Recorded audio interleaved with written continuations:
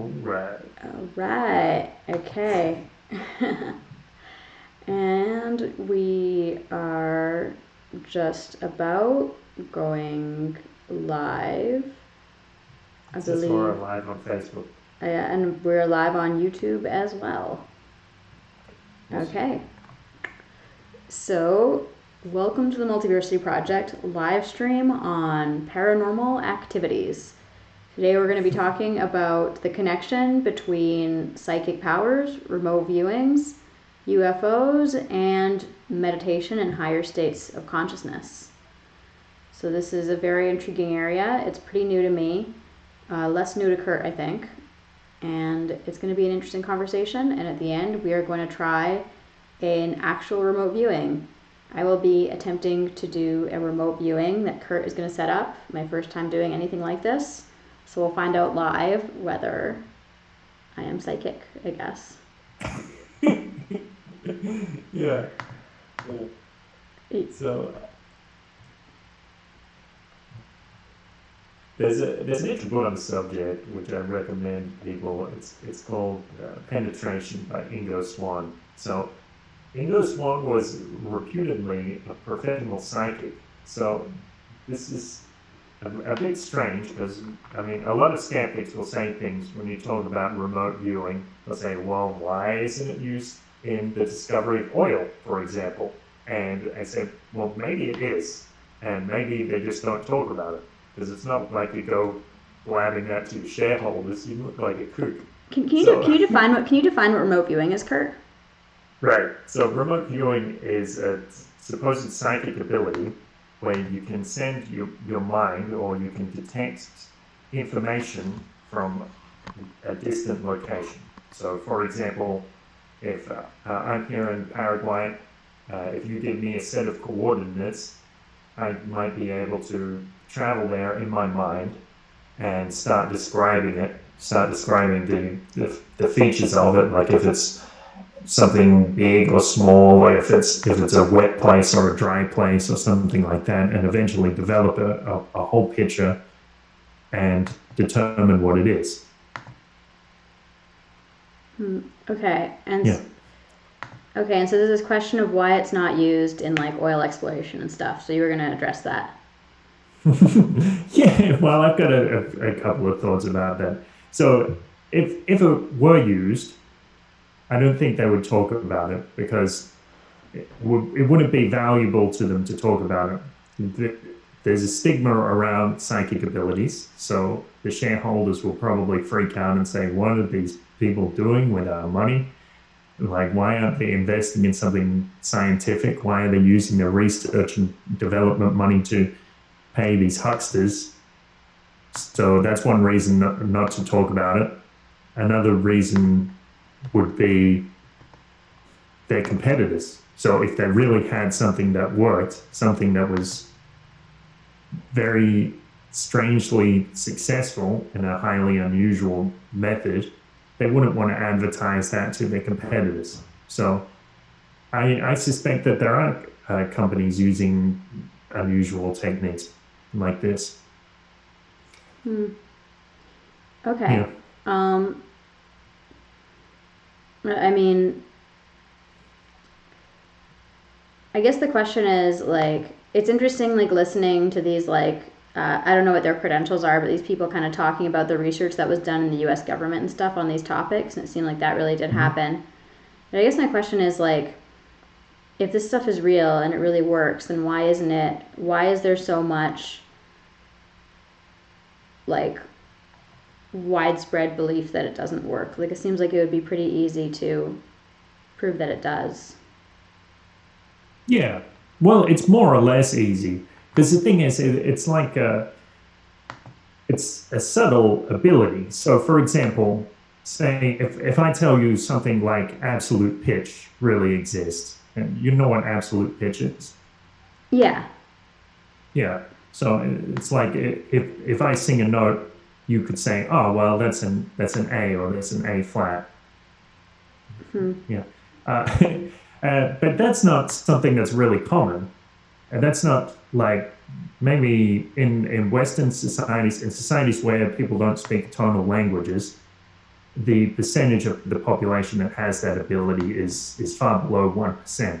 So you might not even know somebody who has that ability, but it is a real ability and science.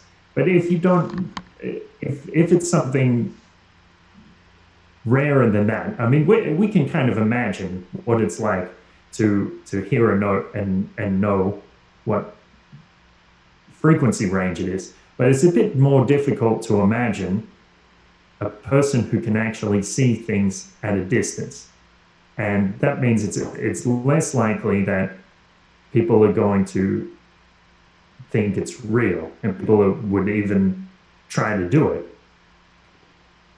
Yeah, it's interesting though, because these guys in the podcast, like there was this TED Talk, it was called like the banned TED Talk about psychic abilities. Yeah. We'll link it in the description after, but it's interesting because they were kind of saying that these are abilities that anyone could have to some extent, right? Yes, and especially with remote viewing, I'd say everybody does have it. That's also the opinion of Dr. Simeon Hein. He believes that everybody has it. This is the other video that we watched that we'll link to. Everybody has it, just like everybody can kind of hold a tune. Everybody has some understanding of pitch, at least relative pitch, if not absolute pitch. But some people have much better voices and some people have much better ears. So just like with that, some people are talented at remote viewing. Some people can develop their ability. Yeah, so the basic idea is that like the universe is like composed of like a fundamental harmony, and that all human beings can to some extent like tap into that harmony or tap into these like energy signatures that are going around and can through that like perceive information that is either far away or that hasn't happened yet. Yes. So just like the other week we read Prometheus Rising by Robert Anton Wilson, and the eighth circuit that he describes and that Timothy Leary describes is the highest circuit of consciousness, I guess you could say.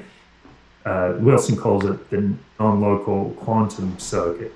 So the idea is that we can access through our own consciousness any information that exists in the universe. So because information is non-local, we can tap into that somehow. And so this would be an example of that. Yeah, it doesn't necessarily follow though. Like it is possible that like quantum phenomenon are connected in non-local ways, but that like you can make the argument that we are like Newtonian beings and that we don't have that ability, or at least we can't tap into it consciously. Yes. Although it's kind of like, in some ways it would kind of be strange to think that. Strange to think that we could tap into something like that. That it would be completely impossible, or that we're purely Newtonian beings, because like we're still made up of these quantum particles, and like it makes me think of like, you know, like the Wim Hof method. Yeah, well, I know a bit about it. The basic. Oh no, Kurt, are you frozen?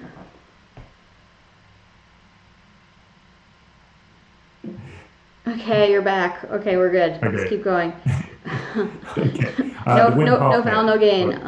But yeah, Wim Hof method. So the basic idea is that like it's a way of controlling your physiology to a greater degree. So like you expose yourself to cold water, you do these breathing methods, you do yoga, and the idea is that you're able to start to control some of these otherwise involuntary physiological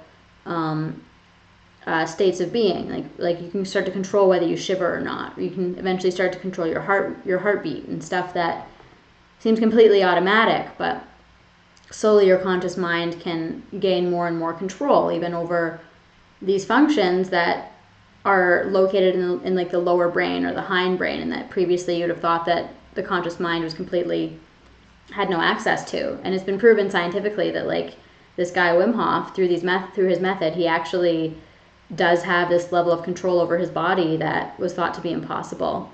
And so it just kind of makes me think, like, with this remote viewing, like, if there are particles in our bodies that really are communicating with other particles, not maybe communicating, but like connected somehow with other particles non-locally, then maybe it's not completely impossible for us to tap into that consciously. Like, it seems plausible to me. I'm not totally convinced that it's real, but it seems plausible. Yes. Well, I'm not totally convinced either, but the experiments that I've done with it are very interesting, to say the least.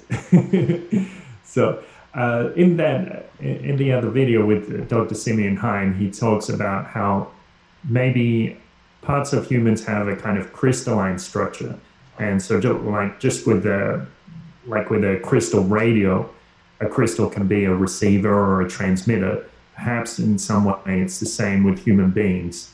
We have something about us that's similar to a crystal, and therefore we receive things and transmit things. Yeah, I thought that was really interesting. That was one of my favorite parts of the video. Like, he talks about the golden ratio phi, which is like 1.618 or something like that, and it's this ratio that appears over and over again in nature. So it's like with our hands, like the first division of our fingers is like 1. If the first one was like 1, you assigned it like the unit 1, and the second division would be 1.6, and the third one would be 1.6 of that second one, and so on and so forth. So it's like our bodies follow this like fractal design that conforms to the ratio of phi. And you look at like our blood vessels, like even like the muscles of our heart and the blood vessels in our body, and all these different parts of our body are all conforming to the same mathematical ratio. And so he's making the argument that that's exactly how antennas function, and that we're not the computer like we imagine we are. We're the antenna. We're picking up a signal remotely. Yes. He also talks about how so much of our environment is unconscious to us. Like, he claims that we can only perceive about 16 bits consciously. So we have all this information that's coming through our senses, but we have to filter it down to this small amount of information. But if there were other sources or other senses, then presumably we could somehow have access to them. We just need to find ways to bring them into the conscious mind. Can you repeat that last bit? If there was other sources. Sorry? Can you repeat that? If there was other sources. If there were other sources or other senses within us, other ways of receiving information, then presumably we can access them somehow. We just need to find a way to make what is unconscious conscious. What is unconscious conscious? Yeah, that's why it made me think of the Wim Hof method. Because it's like, it almost gets back into like the Jungian thing, right? Because there's this idea that like it's one thing to like make the unconscious within ourselves conscious, like almost like a Freudian unconscious, where there's a personal unconscious and you bring it to the consciousness, and then the Wim Hof method, which is a personal like automatic system, and you bring it to the consciousness, versus like the more Jungian perspective, which is like there's a collective unconscious and is located in the world around us, and we can access that and bring that into our conscious minds. Is a much more bold claim. Yes, it is. So what else? The scientific data. Well, I guess some will say this isn't scientific, but maybe some will say it's pseudoscientific. But there was an interesting experiment. I mentioned Ingo Swann. Around 1972, he did an experiment in which he tried to view certain things on Jupiter.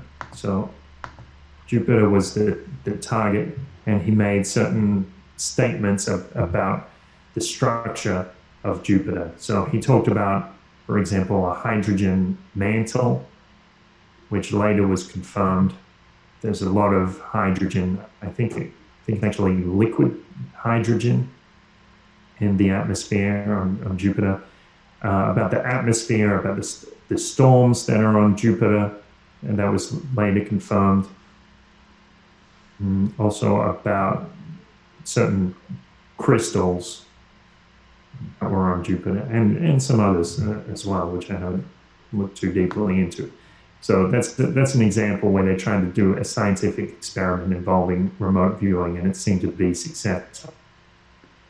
Yeah, I was sort of having like mixed feelings about it. Like, it's interesting that there's all these people that seem to actually have like, at least the claim is that they've successfully remote viewed these like very specific things at a distance, and it's really interesting that that would happen at all, if it really did happen the way they said it did. And like, there's a few ways that like you can kind of go like, it's like they're lying. Like, that's one way to look at it, and another way to look at it is like confirmation bias. Because I was sort of wondering, especially when that guy Simon Heim was talking, it seemed like a lot of his examples were like very very like oh, this person remote viewed this thing that was in the other pile that wasn't the one they were trying to remote view, but I'm still counting it. And some stuff like that just makes it where it's like, okay, it's not scientific anymore, now it's anecdotal, if that's your evidence that you're bringing forward. And it makes me wonder if there's like these like, 10 stories of like amazing remote viewing successes, are there like 1,000 stories of failures? And then if there is, like, there's multiple ways to interpret it, right? Like, you could interpret it like people get things right through random chance, and then confirmation bias makes it look very significant. Or you can look at it like remote viewing, like you said, it's a very imprecise skill. It's like being able to hum a tune. Like, if you were trying to measure whether it was possible to hum a tune, you'd probably get similar results where it's like, oh, people hummed this other tune that I wasn't trying to get them to hum, or there's all these mistakes in their humming, or like some people couldn't hum at all. Like, it probably would be a hard thing to prove exists. So Yes. the evidence seems inconclusive to me, even if everything they're reporting is accurate. Yes. If you're trying to tell somebody with absolute pitch, okay, hum at 440 hertz, they probably never would, but they'd probably get close. Mm-hmm. Yeah. Yeah, and they'd probably be right every time, which I guess the claim is some of these people are. Yeah. Some of them are, and some of them aren't. Right. So some people are more talented than others. Yeah, supposedly there was at least one person who, if you told them to view a target, they would be like, okay, this is what it is. And they just knew. And it was very reliable. But most people who do this aren't like that. Yeah. So there was another case with Ingo Swann where they gave him 8 different targets, and he did the 8 different targets, and then with his descriptions, they were given his description and his sketches. They were given to 2 psychologists, and the psychologists tried to match up the descriptions with the targets, and they matched up all 8 of them. So that's rather improbable. Yeah, it does seem improbable, some of these results. And like when you're talking about like the woman who like basically sketched out the test site, that seemed pretty improbable. Sorry, which one was that? It was in the I believe it was in the TED Talk. The band TED Talk. Okay. It basically like this woman sketched. There was this industrial building that she was trying to remote view, and it had a very specific design. Like, it had like 3 circles that were like linked like a cherry kind of, and she like drew it almost exactly. And then he said he thought she wasn't actually remote viewing the test site. She was remote viewing his image of it that he was going to show her to show whether she was right or wrong. So he thought she cheated because her drawing was so accurate. Right. But Yeah. Yeah. who knows, right? Pretty. It's hard to Yeah. Yeah. I can't really say one way or the other after watching those videos. Like, I'd have to like look at the actual evidence to see what actually the studies were, what the methodologies were, what the follow-ups were, why the U.S. government stopped, what the actual history was with the U.S. government. But I was trying not to be too skeptical. I was trying to just like hard do the Robert Anton Wilson thing and just get into the mindset of like, what is this belief system? Yeah. Especially because we're going to be doing Cool. this Good. remote viewing experiment tonight. Yeah. Yeah. Well, the other thing is, even if somebody said, okay, this is complete nonsense, there's nothing psychic, there's nothing magical going on, I still think this is a cool exercise because it can be like if you're an artist or something, you can get in touch with your unconscious and be able to start to visualize things. So it's a lot of fun. Yeah, it is interesting. That's sort Yeah. of what I was thinking too, and I think maybe that gets to the heart of this topic is like it seems very what he was talking about, like Simon Heim, the mindset of getting into remote viewing seems very similar to what we've been talking about, like the mindset of getting into a flow state or getting into like improvisation and stuff like that. Yes, yes, like a receptive state. You're ready to listen to things from your unconscious or something like that, ready to express them. Mm. Yeah, yeah, Yeah. exactly.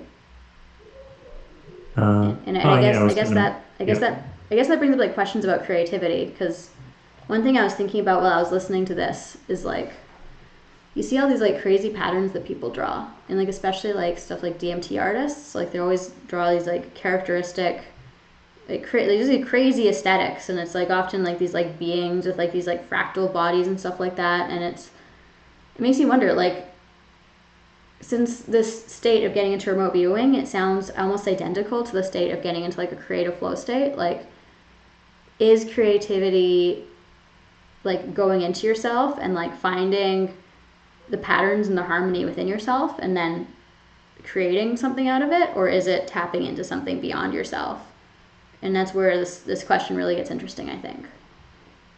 Salvador Dali used to say when people asked him, "Why do you wear your mustache like that?" He said, "Well, it's an antenna for picking up signals from other worlds." I'm pretty sure he was kidding or fucking messing with some people, but I mean it was, people often yeah, tell the truth in jokes right.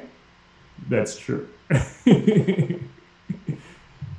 Yeah, yeah, that's true because, well, I remember you brought up in a conversation months ago, you were talking about how, who was it? Was it Socrates who was interviewing artists and wanted to know how they came up with their ideas? How did that story go? Yeah, yeah, he was interviewing he was trying to find the wise people.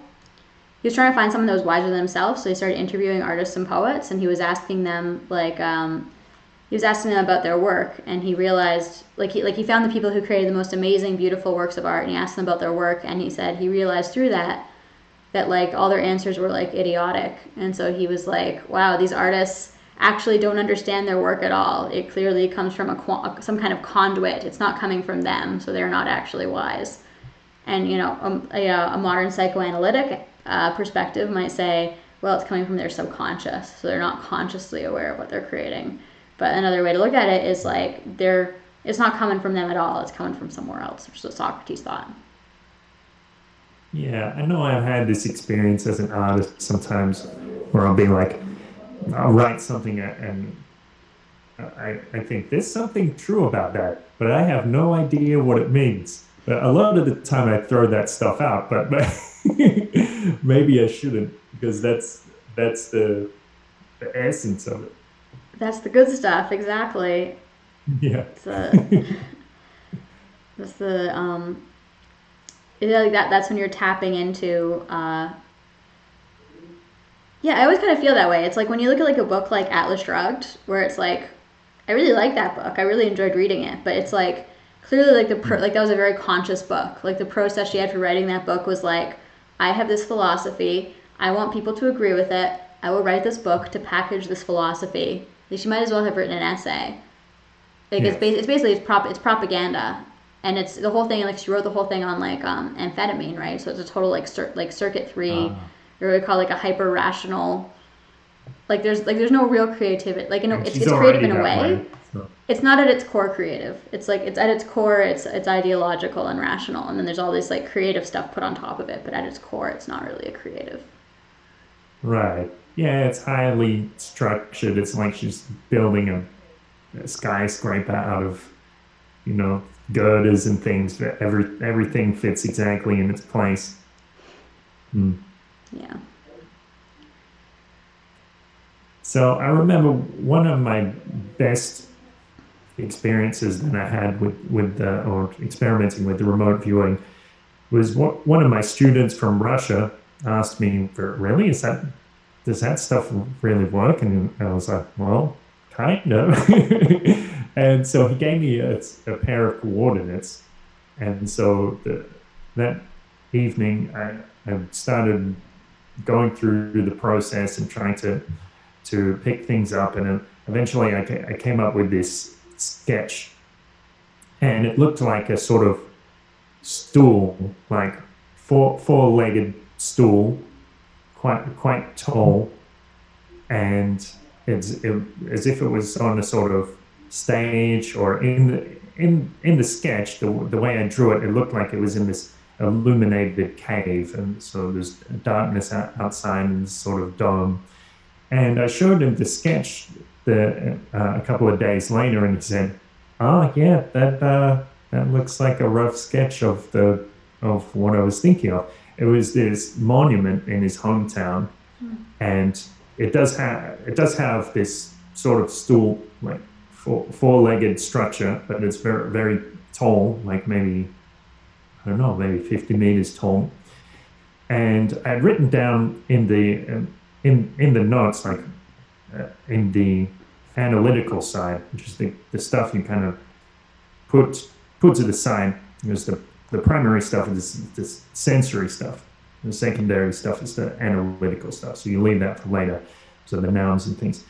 And I'd written in there blacksmith, and on this monument on each side it had like a different industry, and one of the reliefs on the monument was a blacksmith with a hammer hitting an anvil. And I was like, whoa, that's pretty weird. Yeah. Yeah, that's pretty interesting. That does seem very Yes. unlikely. Yes. Yeah. Have you had times where you've tried to remote view and it just like completely failed? Or you got the completely Yes. wrong thing? Yes. Especially when I started, well, like uh, when the when I started, I had no idea about the structure, and that's why it was so cool to find that Simeon Hine video, because he lays out the way that you can do it. This 8-step method for it. And before I had that, I was like, well, I just kind of I tried to go there and I tried, like, write it down, whatever, and it was a mess. But having that method seemed to make things a lot more accurate. And that's interesting because you would expect that to happen if you were like learning to sing or something, that it would get better as you got more experience at it. Yeah, and having the right structure. Yeah. Yeah. There's a comment on our YouTube which is kind of interesting. Hmm. Someone said, "I want to know if my girlfriend is cheating on me or is going to break up with me," which actually is pretty topical. Like, Okay. it's interesting So, though. But yeah. go ahead. No, no, go ahead. It just makes me think that like this kind of thing, like whether or not there's actually like a psychic element to it, probably if you did make yourself like very open, like intuitively, and like in that like creative flow state, like you probably would get some insight as to whether your girlfriend was cheating on you or not. Because it's like you're either accessing your subconscious or you're psychically keeping an eye on her, I guess. Yeah. Yeah, that's true. It'll probably help you click things in. You start to see things from a different perspective. So, yeah, it's also, yeah, I mean, Wilson describes that exercise where you imagine there's this great computer and you can ask it any question. It's a similar thing. Yeah, and the idea is that there's some part of you that already knows the answer to the question, Yes. which I think is probably the case to that question a lot of the time. Yes. Yes. But yeah, it's cool too because, of course, an important part of this process is actually relaxing. So if you're on edge and you have this jealous emotion floating around in your belly and this anxiety and all these things, then you're not going to be able to see things clearly. It's going to be clouded. Your judgment is going to be off, and you won't know. But if you relax first, you will be able to see things a bit more clearly, and you might just get some insight. Yeah, like it was interesting. It was interesting, like how he said that guy Simon Hines said that basically your conscious mind can only process at like at a rate of like 16 bits per second, whereas your Mm. senses are getting something like 40 million bits per second. And I don't know where he's getting those numbers from, so don't quote Yeah, me. But it's really interesting because it definitely there is some truth to it. It seems that like your conscious mind can only process like a small amount of information like it's almost like a CPU, like it's very linear, like it's like it can yes, process like a small band of information and it can maybe do it very quickly, but it's still like you're stuck on that like linear stream of like, is she cheating, is she not cheating, da da da da da, and versus like your subconscious can Mm. see a wider picture all at once. Yeah, yeah. So if you just open the door and let that unconscious information come in, then chances are you'll get some insight. So there's also Ingo Swann mentioned that he tried to do some criminal investigations using remote viewing, and most of them failed. But apparently, three out of 25, were very successful and accurate. But the remaining 22 were complete failures. So I wonder if that indicates, even among such, even in an experienced remote viewer such as Ingo Swann, if he has that level of failure with trying to detect a crime, maybe remote viewing isn't the right method for trying to see if your girlfriend is cheating on It probably wouldn't be admissible in court. you. That's true. Yeah. It does seem like this like fundamentally creative thing, like or like analogous to creativity, where it's like,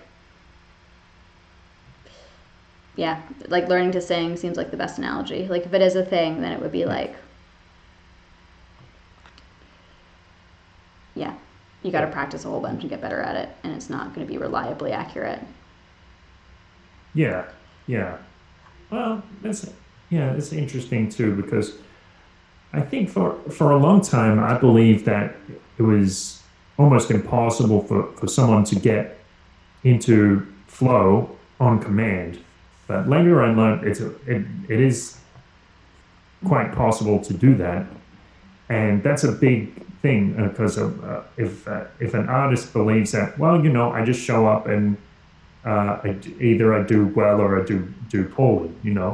If you don't do your warm ups before you go on stage, then maybe you're just maybe you're just going to not go so well. I mean, honestly, that's how I feel I am. Like when I sit down to like write or something, I feel like I'm like, um, it's either going to go well or it's going to go poorly, and I have no control over that, and I'm just going to do it. Like, Yeah, yeah. Well, I think that attitude is good too because you don't have control of it exactly. So it's good to accept that, like maybe something bad is going to come out, and you don't want to judge it when it does. But normally with me, like if I start writing and something bad comes out, I just keep writing, and something interesting will come out. hmm. How do you get into a flow state? Like, is that how you do it? Like getting into a flow state voluntarily? Yeah. So they say this is actually, I think where I heard this was Real Social Dynamics from Owen Cook. He said, how do you get into state when you're resisting it? Well, first thing you do is accept or embrace what's going on. and the second thing you do is take right action. Those two things, they won't always work, but they work pretty consistently. So Mhm. yeah, that's how it goes. Okay, so if I'm writing and it's like there's a lot of resistance Yes. and I'm just like going in a loop or something, then I just acknowledge that like there's a lot of resistance, or I Yeah. acknowledge that like it's not going well in whatever way it's not going well, and I just do something different. Yeah. Well, acknowledging that it's, if you say it's not going well, that is a kind of judgment, and that's kind of going to lead you down the wrong path. But yeah, Mm. acknowledge that there is resistance for sure. Okay. What if I'm like writing and it's just not like sometimes I just feel like I write and it's just not good. Like Yeah. it's just not coming the way it should. I guess that even that Yeah. there's a judgment in Yeah. that, but Yes. Yes. And yeah, it's like with what Keith Johnson talks about. Like if you get up on stage and you're thinking, oh, I've got to do everything correct, it's not going to come out. You're not going to get into that creative part of yourself. hmm. But if you're free to mess up, if you're free to make an absolute mess of everything, then that's very liberating. Right. Yeah, it's interesting. Yeah. Hmm. So with with real social dynamics, I remember one of the instructors told my friend, "All right, here's what you're going to do: walk up to that group of women and try to get rejected." Oh no. Just complete awful stuff, and they loved it. The women couldn't get enough. They wanted to. They were so fascinated. Like, who is this guy who just doesn't care? And he's coming up to us, but he doesn't. that Does obviously doesn't mind what we think of him. that's so interesting. Like yeah, I mean that makes a lot of sense because I guess then you're letting Yeah, go of it's like you're letting go of the desire to be liked. So exactly. yeah, Viktor Frankl talks about like doing the same thing to yourself basically. Like one of his methods in Modern Man in Search of a Soul, he talks about how like if you want to change something within yourself psychologically, you try not to change it. So you try to Hmm. keep it as hard as you can. So if you're Hmm. like I don't know, like if you like get mad really easily and you get irritated at people all the time, then you just start trying to get irritated at people. If you're in a situation where it's going to get irritating, you're like, I'm going to get really irritated, and then you just don't. Yeah.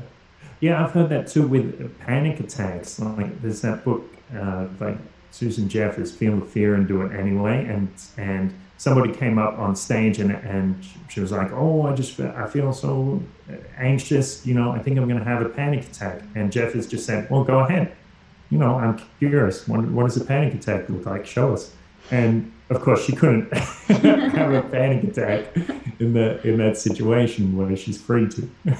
Yeah, yeah. There's something about that. Like, um, it's like in this book. There's this book called Transurfing about manifestation, kind of. And one of the things they say is like, to make something happen, you like if you believe in something, then it's like a magnet pulling it towards you. So if you believe something's going to happen, it's like you pull it towards you. But if you want something to happen, it's like anti-polarity, like you push it away.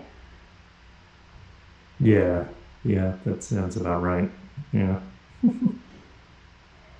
What's the book called? Transurfing. Transurfing, Transurfing. like Okay. TRNS. I'll put it in the description. Yeah, it's actually a really good book. We should read that series. Okay, cool. Yeah. All Um, right. So, are you ready to try to do this experiment? yeah, I'm ready. Okay. So, you have a pen and paper, right? Yep. Let me just pull it out. While I'm doing that, do you want to maybe talk briefly? One thing I was wondering is like, what do you think the Hmm. connection is between meditation and these topics? Okay. Well, I think there's meditation is a very broad subject, so that's one thing. And it's hard to say exactly what meditation is, but it's really that broad. But I'd say probably in some forms of meditation, if you're just letting your mind relax and see what comes, things might start to surface out of the unconscious, and you might get some insight into what's going on in your life, or you might get some beautiful message. You might understand something that you previously didn't. So I don't know. Well, I don't know the exact relationship, but I'd say, well, maybe you can just pick things up from the universe when you meditate. And what do you think? Yeah, that's interesting. It seems like it gets back to the same dichotomy of like meditation opens you up to either elements in your subconscious or to elements outside of you, depending on whether we're an antenna or a computer with encrypted files, so to speak. Okay. Okay, I'm ready to go with the remote viewing. All right, cool. So you're going to draw a line about a fifth of the way from the right side of the page. So we have this divided page where on the right, you're going to put that analytical stuff. So like I said before, the primary stuff is the sensory stuff. So adjectives, like if something is wet or small or strange or friendly, then we put that on the left. And that's really what we're aiming for. But with the things like nouns, objects, definite things, something analytical, like in the example that Simeon Hein gave. Yeah. Like this? Yep.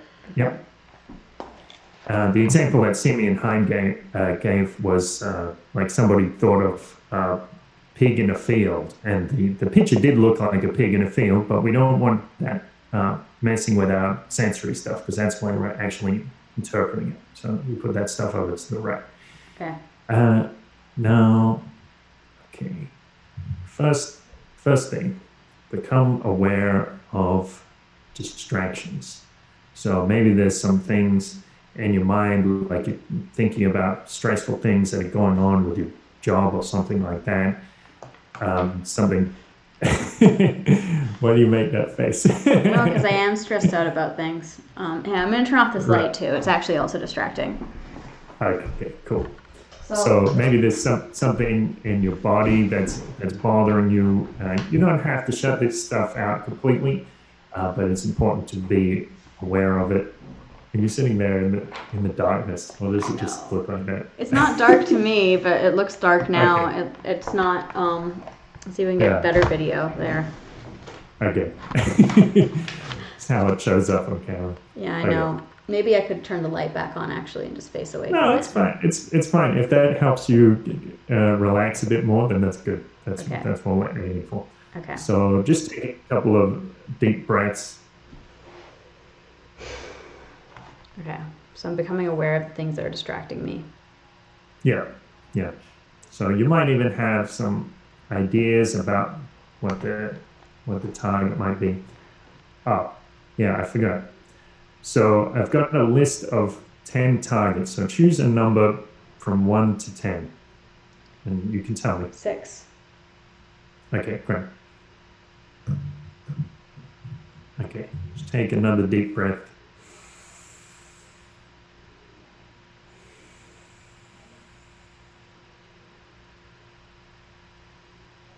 Now, you're going to draw an ideogram. So it's important to note an ideogram isn't a literal representation of the target. It's just a symbol that your subconscious mind is going to use to associate with the target. So it represents it. So you're going to put the pen to the paper and you're going to draw. It's just going to be one unbroken line. It doesn't have to be a big thing. It doesn't have to take up a lot of space, but just let your hand move, relax, and trust your hand. Trust that your subconscious already knows everything about the target.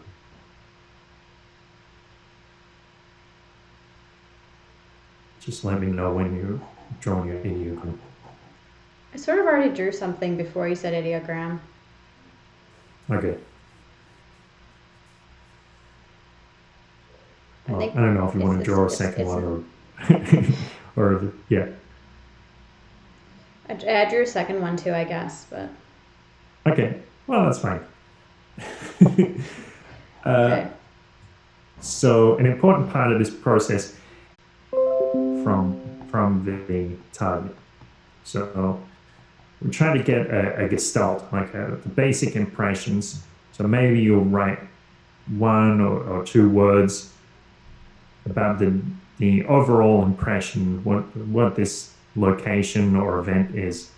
So it could be man-made or a natural, something about the energy of it, how it feels. So let me know when you've written a few words about that. I've got a bunch now. Okay, that's good. And next are the sensory impressions. So again, continue to probe the ideogram so you can start to get in contact with it and feel it. So try to pick up some colors, sounds, textures, temperatures, tastes, smells, ambience, contrasts.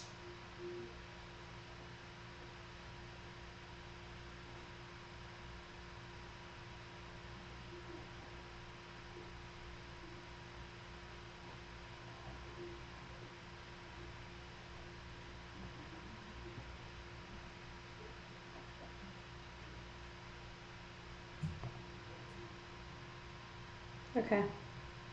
Okay, good. Next, the dimensions. So keep probing the ideogram and trying to pick up size, orientation, direction, density, shapes, patterns,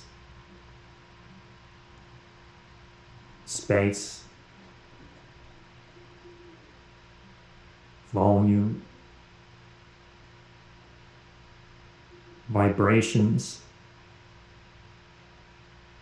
and energetic impressions.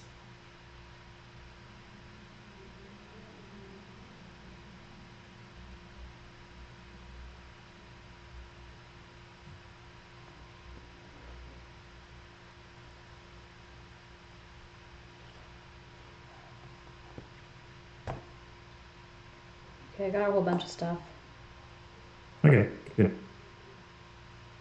Now, imagine going 15 meters or about 50 feet above the target and looking down on it and see how it looks. Try to pick up some patterns, textures, colors, shapes, any other impressions you can get from above.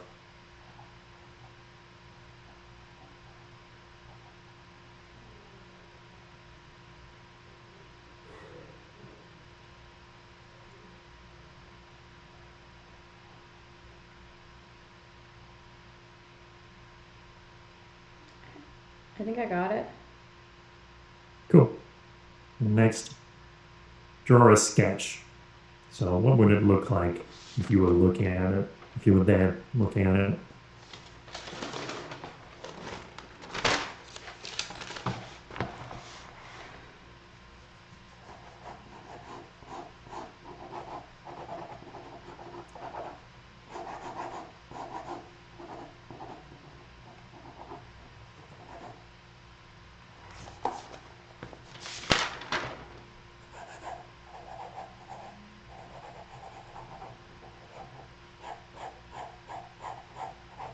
This is a serious sketch. Yeah.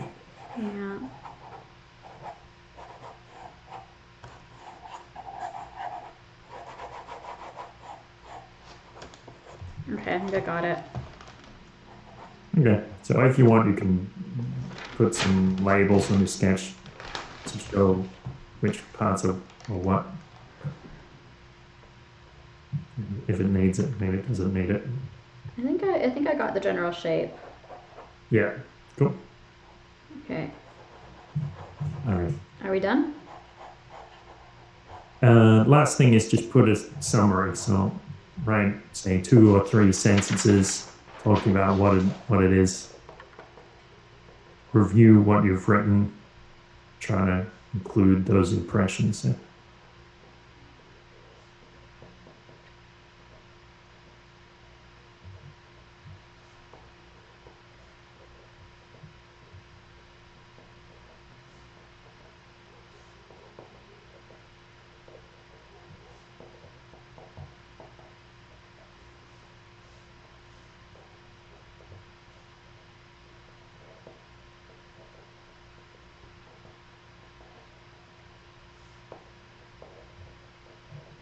Okay. Okay, cool. So, number 6. Now, some of these things that I wrote down, they were pretty weird. Some of them were just places on Earth and coordinates. It's like sets of coordinates. But some of them were a bit more unusual. So I don't even remember what number 6 was. So you wanted to read out your summary? Okay. I've got square black man-made desert, red beige, stark seagulls, birds, trapezoid daytime, night in the rain, square and circle, booming, blue and beige, parallel lines, large, taking up whole scene, hollow, sinister, majestic. I drew this first. Well, first I actually drew this little shape in the corner, and then I drew this ideogram, and then I drew this shape, and then I drew this diagram. It's the sky, that's a building, it's in the desert. So I wrote, my summary was a building in the desert with a side building and a stripe. The stripe is red, there are birds, it's daytime.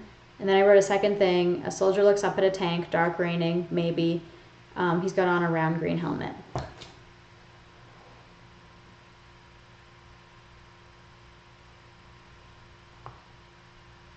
Wait, you're muted, Kurt. Okay, number 6. What I wrote was the collapse of the U.S. federal government. Seriously. Yes. So maybe I should. I don't know. It might have been more interesting if it was something we could confirm. But I thought it would be fun if we. Yeah, that's so. Yeah. What? What did you say? It would be fun to have things like that in there. Yeah. So what do you think? That's really interesting. I mean, the stuff I wrote, it could definitely be associated with the collapse of the U.S. government.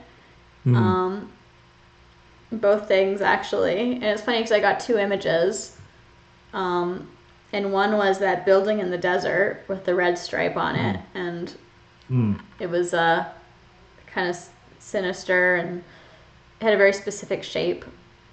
And then the second one was a soldier looking up at a tank wearing a green uniform. So it definitely could be interpreted as associated with that, which is a very it's just very creepy. But also I feel like it could have been associated with a lot of different topics. That's right.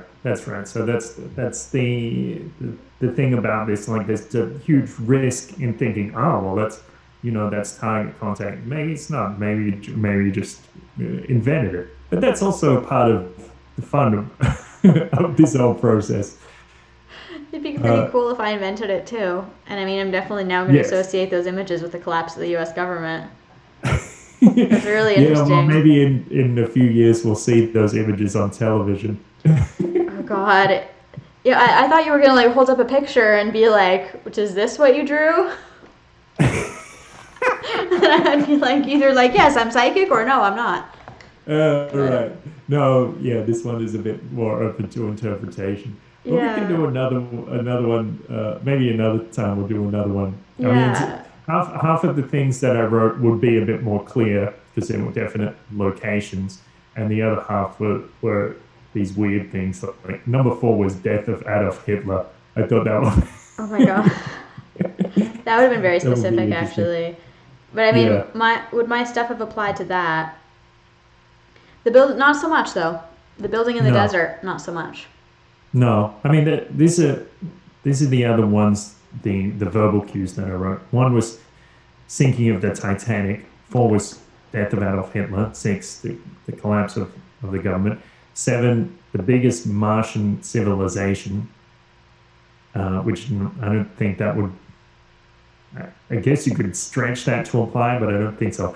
Number nine, big UFO and extraterrestrial disclosure announcement, which, That one maybe could apply. yeah, I guess Area it's 51. a bit of a stretch, but yeah, it could. Yeah. Yeah, and the other ones I don't even know what the other ones were coordinates. Huh. I have to look them up to know what they were. I think one was the Pyramid of Giza. Yeah, and what's this? 12 Slang, the Genocide Museum in Cambodia. So it used to be a high school, and then it was converted into a torture camp. It's pretty grim. Uh, the Plaza Expiatorio in Guadalajara, which is a place where they have like a food market on weekends. And then a park in Melbourne. It's actually a monument to John F. Kennedy in Melbourne in Treasury Gardens. And the last one was the Cliffs of Moher in County Clare in Ireland. So, I don't think most of those what you drew didn't apply. I'd say the thing that the one that we selected is most like what you drew. That's how it seems anyway. Yeah, which is really interesting because that's Yes. like none of like the rest of them don't. Maybe the Martian invasion a little bit, but I Yeah. mean, Martian civilization it Martian was. civil. But this doesn't even seem like a Mars. Like there was very earthly. There was nothing extraterrestrial about it. And Right. even like that the building had like a red stripe on it, and the Hmm. soldiers were wearing green uniform. Like anyway, it does seem it yeah, it does fit the one that we picked a lot better than any of the others, which was really interesting. Yes. Yeah. So how in heaven's name does that work? I don't know, but it's a lot of fun. It is a lot of fun. I'm very intrigued. I mean, I feel like there's maybe just like a narcissistic part of me that's like, ooh, maybe I have psychic powers. Yeah, well, Ooh. maybe you do. I mean, why not? That's not necessarily narcissistic because it might be something that's within everybody. Yeah, I Yeah, mean, that would be cool. yeah, yeah. So I think it's worth messing around with. I think this is a good place to end off. I'm very Sure. intrigued by this topic of remote viewing. This is my first exposure to it. It's my first attempt at it live on Facebook and YouTube. So in this case, at least, you know that this isn't our best try of 1,000 examples. This was recorded live. It was our Yeah, only try yeah. for what it was. Take it or leave it. Um, and yeah, thanks for watching this with us. I hope we have more stuff on this topic because this was a lot of fun. Yeah, thanks, Sweet. Kurt. Thanks for participating. Thanks for thanks for trying it out.